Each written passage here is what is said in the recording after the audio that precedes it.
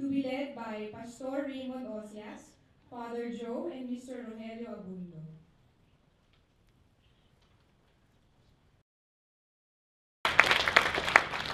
Kasama ng aking asawa si Attorney Mike Arroyo, ang iba't ibang mga bahagi ng miyembro ng ating Philippine delegation. So, if I may introduce them, starting from the left of my husband, si Deputy Speaker Girlie Villarosa, Congresswoman Miguel. Sa kanyang kaliwa naman, si Congressman Ignacio Arroyo Jr., na siya ang chairman ng Committee on Natural Resources.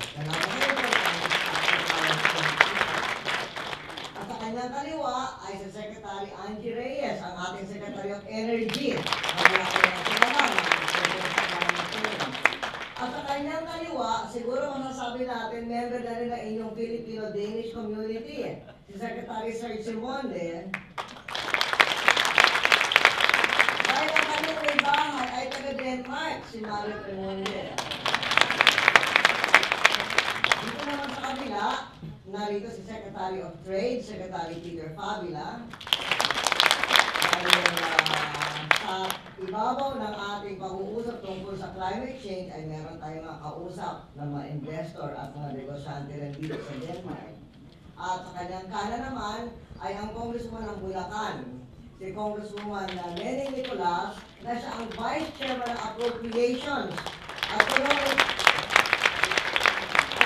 ano yung pinapangako natin na gagastusin natin para iwasan ang climate change, lumang climate change o kanyang mga epekto, siya ang magtatrabaho doon sa Kongreso.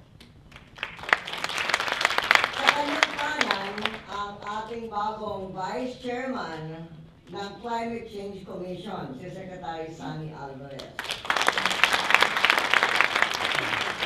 Siya ang pinaka-workhorse ng ating delegasyon dito sa Copenhagen.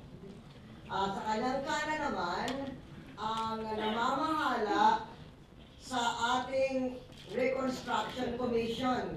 Yung bang commission na nagbubuo na makailangan gawin para sa ating recovery mula sa Typhoon Ondol at Pepeng na siya ay dala naman sa ating bansa ng climate change. Kami lahat ay bumabati sa inyong lahat. Magandang gabi sa mga Pilipino dito sa Denmark.